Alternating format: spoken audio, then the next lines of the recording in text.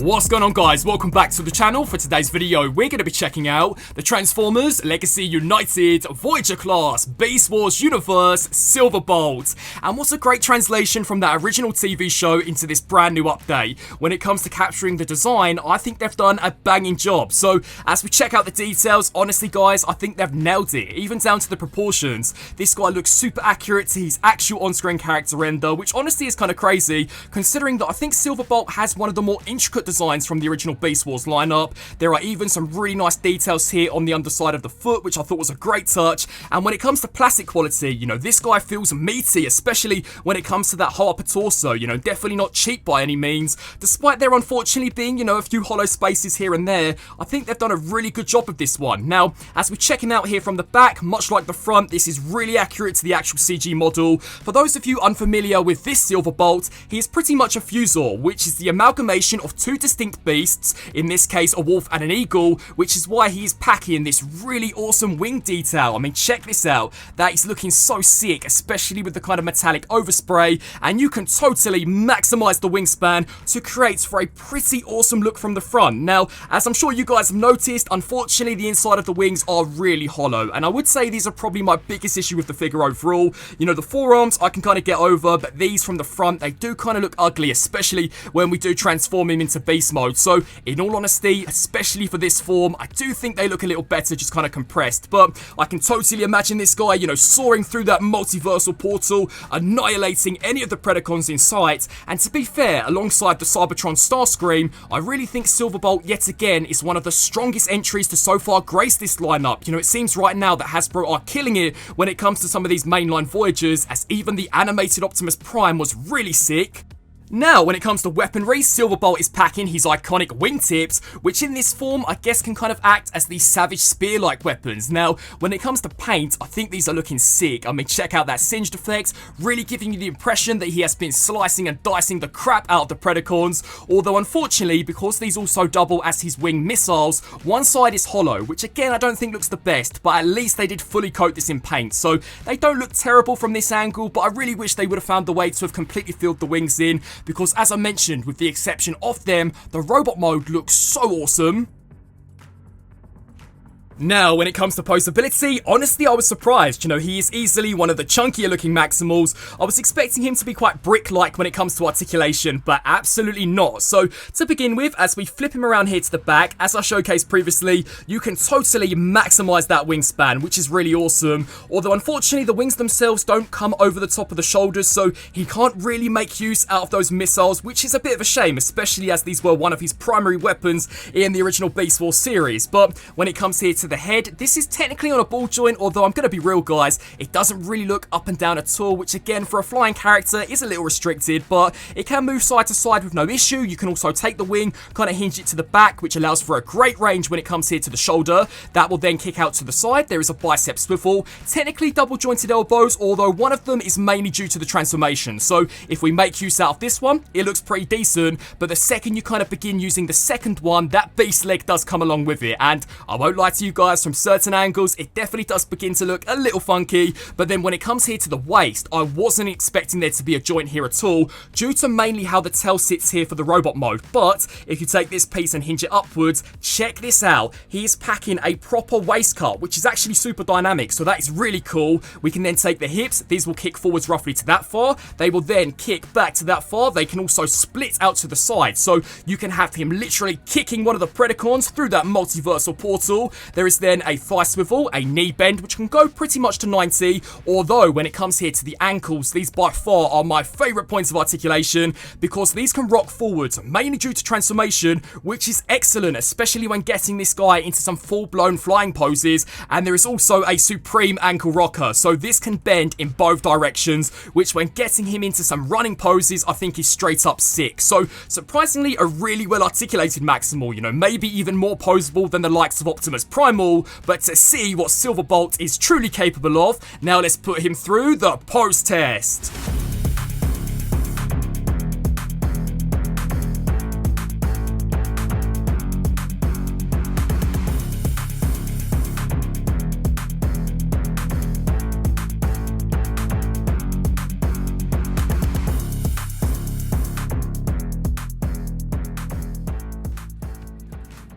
So, checking out some size comparisons, unfortunately I don't own any of the original versions of Silverbolt. In some ways, I'm kind of glad I don't, because this easily looks to be the best one they've so far made. So here we have what I can only think to be the next best thing, the leader of the Maximals, Optimus Primal. But next up, we have easily the most important comparison, the Transformers Kingdom, Black Arachnia. And what a killer team these two make. I mean, they were pretty much love interests in the original Beast Wars show, so really are the perfect companion pieces to each other. You know, if you own Silverbolt but not Black Arachnia, then you definitely need to track her down. And the same can also be said if you own Black Arachnia and not Silverbolt. You know, these guys look wicked alongside each other, and despite being released, you know, roughly 4 years apart, I think when it comes to kind of design, aesthetic and scale, they fit right in with each other. For a general size comparison, here we have the Deluxe Class Air Razor, so two winged beasts. Out of the two of these guys, which is the one you prefer? We then have Truck Not Monkey, the OG Earthrise Optimus Prime, so despite this guy being a little smaller in comparison to Prime, I honestly think he more than makes up for it when it does come to the mass of the plastic. You know, as I mentioned previously,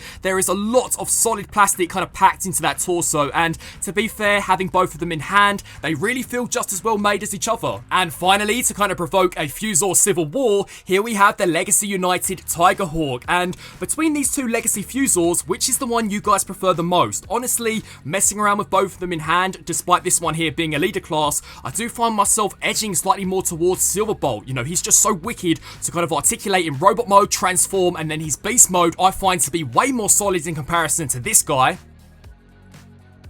So, when it comes to maximising Silverbolt into his beast mode, I really think Hasbro have struck a great balance between kind of enjoyability and complexity, because this guy has some pretty banging steps of conversion. So, for the first step, you are definitely going to want to make use out of those double jointed elbows, because the forearm is going to compress against the biceps. So, snap that into place. Then for the next step, we can take what will become the back leg of the beast mode. So, completely extend that there forwards and do exactly the same here for this side. So, collapse those bad boys of a double elbow against the bicep, and then take a hold of this big bad back leg and completely extend that forwards. Then what you'll do is take the robot mode head and the neck and slide this here all of the way forwards like this, which should then completely free up the entire backpack. So we can now take this, extend this here downwards. You'll then take the beast head, slide this here down, and that will allow for enough clearance for us to then take the robot mode head and slide this here all of the way inside. Now comes definitely one of the more challenging steps of the transformation, because we are going to take the shoulder, pretty much extend this joint here up. Then what we'll do is rotate here at what was originally the robot mode shoulder, and now we are going to slide this transformation hinge joint all of the way out. So right now it should look exactly like this. Do all of the same steps here for this side. So extend this joint here upwards like that, rotate at the robot mode shoulder, and then completely extend this joint here outwards. Now for kind of the final step when it comes to the back legs, we are going to combine these here directly down the middle. Now this can definitely take a little bit of force, but you are going to want to make sure that these do actually snap into place, because if they don't, then unfortunately you won't be able to finish off some of the next steps. So now what we'll do is come here to the beast mode tail, extend this here up, and rotate this entire section all the way around, which I thought was really awesome, until the front is pretty much facing the back. That will then create two tabs here, which are going to slide into those slots. So snap that there into place. We can then bring these here out to the sides, because we are going to spin around here to the chest piece, take a hold of the skirt armor, and this will snap into place. I thought that too was a brilliant reuse of some of the robot mode components. Then what we'll do is bring this entire section down. Now it is going to tab in at 2 points. So the first point is this little slot and this little tab, and then the second point are those tabs into those slots. So first of all, make sure the back is snapped in, and then what we can do is snap the head into place like that. Then for the next step, you are going to rotate at what was originally the thigh of the robot mode, and then we are going to take a hold of the foot, angle this here down. Now instead of hinging the knee joints backwards, this time we are going to crunch them forwards. So technically if you wanted to, you could also crunch it forwards in robot mode to give you the impression that maybe Silverbolt has broken his leg in half. Then we can kind of bring the hip joint here backwards, and on the inside of this leg is a tiny little notch which is going to slide into that tab. So line this up, peg that there into place, and do all of the same steps on this side. So rotate here at the thigh, bring the foot here down, bend forwards at what was originally the knee joint until it does soft click into place. Then on the underside is a tiny little notch that is going to slide there into that tab. So peg that there into place. And bang, here we have Silverbolt fully transformed into his beast mode. Now this is really where you're going to see the whole fuser idea come into play, because as I mentioned previously, he is a mix between a wolf and an eagle. So as we check out the details, much like in robot mode, this guy has been brilliantly sculpted, literally front side to back. The only thing which kind of kills me would be the robot fists clearly chilling out back. I mean, they don't look too great, and to be fair, the closer you kind of position them inwards, the more they begin to kind of look like butt cheeks. But yeah, they're not the best, and it's a shame because with the exception of them, I think they've done a pretty good job in kind of concealing all of the useless robot parts which you just wouldn't need for the beast mode. I mean, as we flip him here to the underside, the way the skirt piece kind of becomes additional underside detail for the beast mode, I thought was actually really sick. So it is a really decent alt form. Honestly, I'm actually kind of pleasantly surprised. And when it comes to articulation, you can take a hold of the jaw and close that bad boy upwards. Because these here are pretty much the robot mode's legs, you can detach them like that and make full use out of the hip joints, which I thought was really cool, because the ankles work in both ways. You can definitely get this guy into some quite dynamic poses, maybe leaping through that multiversal portal into the Legacy universe. And as we spin around here to the back, the articulation here is a little limited, you pretty much just get ball joints, but kind of accompanied with the excellent range that you have going on for the front, you can still get this guy into some pretty dynamic poses. So overall, I think it's a great beast mode. I mean, yes, the front legs may be a little too big in comparison to how they finally appeared in the animation, but you know what, guys, considering these are the robot mode legs, this is only a Voyager, I really do think they've done a pretty banging job.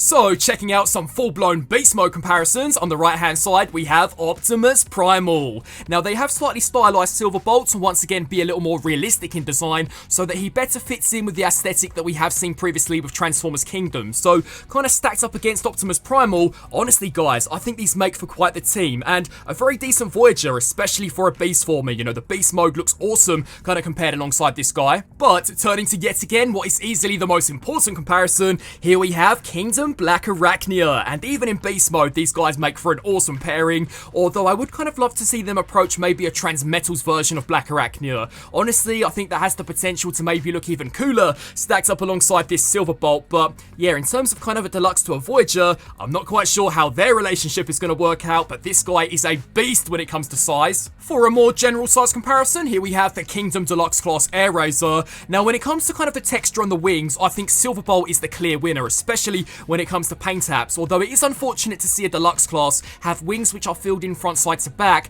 whereas unfortunately that's not so much the case here with the Voyager. But as we just spin them here to the side, much like Black Arachnia, what a great deluxe to Voyager ratio. And because no size comparison would be complete, here we have Truck Not Monkey, the Earthrise G1 Optimus Prime. So pretty much two Voyagers stacked up against each other, and once again when it comes to scale, I really think Silverbolt is packing a punch. And finally, here is a Fusor showdown with the Legacy United Tiger Hawk. Now, when it comes to which Fusor I think is more enjoyable, despite this one here being a leader class, Silverbolt hands down wins. If you haven't as of yet picked this guy up, easily go for Silverbolt. I think when it comes to an overall experience, he is an absolute blast to mess around with, and his beast mode I honestly find to be so much better in comparison here to Tiger Hawk. But speaking purely from a scale perspective, Silverbolt still is a pretty decent size.